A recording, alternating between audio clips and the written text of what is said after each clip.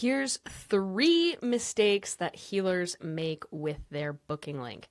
And in this video, I'm going to show you 3 key things that if you're not doing this, you are losing new clients into the abyss of the internet. And most healers, when they come to me and I audit their marketing systems, almost always at least one of these things are not being addressed. So let me use an example of, I just looked up some random contact on my email list who is a healer, and we are going to audit their system. And if you want the checklist to audit your own system, just drop a comment below the video, checklist, just comment the word checklist and I'll send it over to you. So here we go.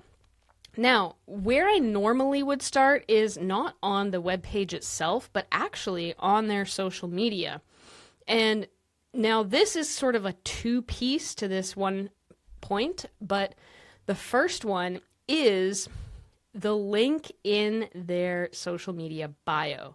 So if you have a link in your bio just going straight to your homepage, this page better make it easy for somebody to book, right?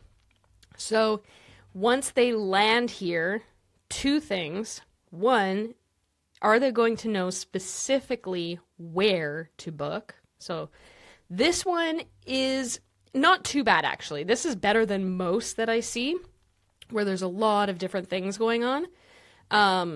But the one thing that I do see here that could be more improved is that the button that stands out is this safety protocols button. And what you want to stand out is your book now button, right? So, while maybe this is a question that you tend to get, I would absolutely not make that a standout thing on your page that you're sending everyone. So I would even go as far as putting that in just this menu here. I also think that this is a little bit like old news, right?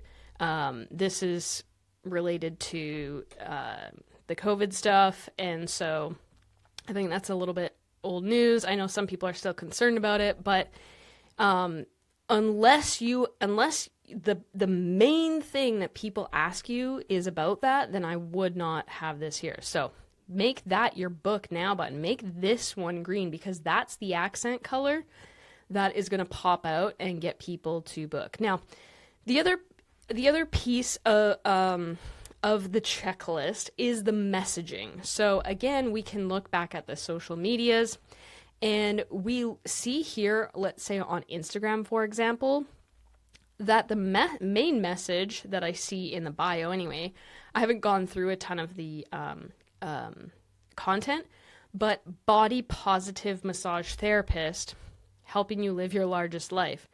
That message compared to this message, bullied by muscle pain and need a bodywork superhero ? They don't really correlate, right? So if you want to really call out your ideal client, then what you want to do is make your messaging very consistent. So you can absolutely use this body positivity as part of your brand, but you're not solving the problem of body positivity, if I'm correct, right? Because it seems like what you want to help with is muscle pain. So you want to speak to the problems and the situations that muscle pain create, right?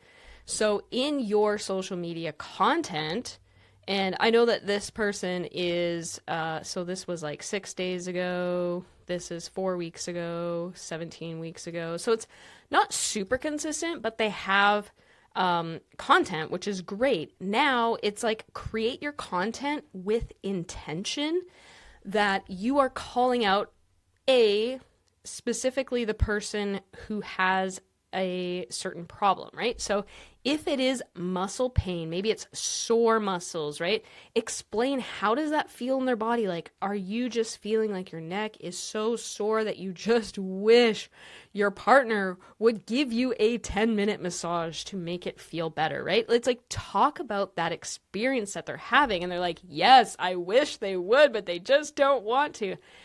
I'm your person, right?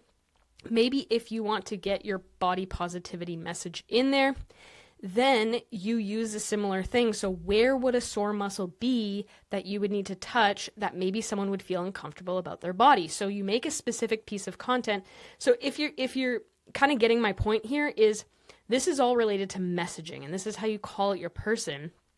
And you're basically creating content around this same thing over and over again, which is the sore muscles, right? But you're adding in little pieces of, let's say, your body positivity part of your brand, right? Maybe it is about your safety protocols part of your brand, right? So that's how you pull those other little pieces into your message while still speaking to one core problem, which is the sore muscles in this case, right?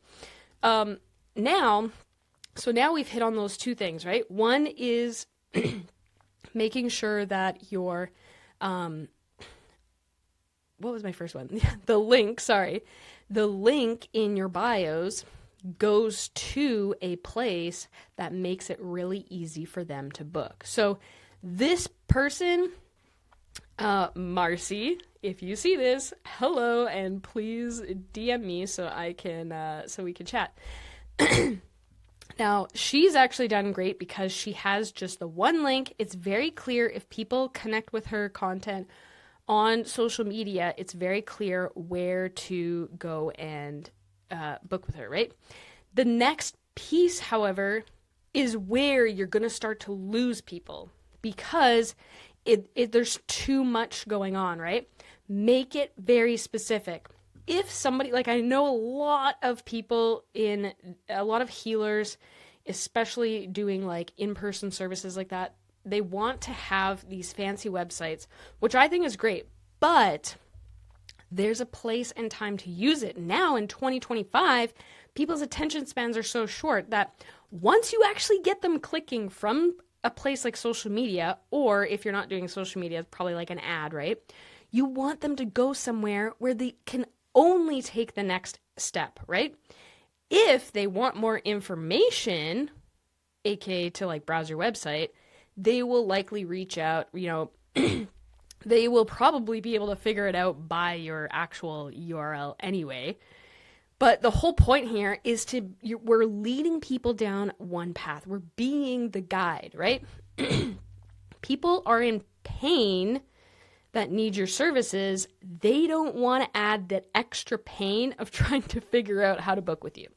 So with that being said, number one is having your link in the places where you're putting yourself out there, right? That's number one. So Marcy's got that. There are a few things that we can improve there, but for the most part, boom, got it. The second part is being specific on the message. Who are you calling out?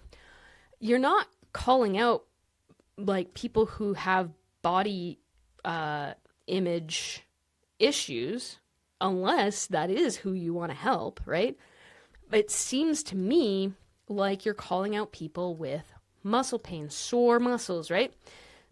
So make the message consistent, make it congruent, and use these other pieces of your brand to create content.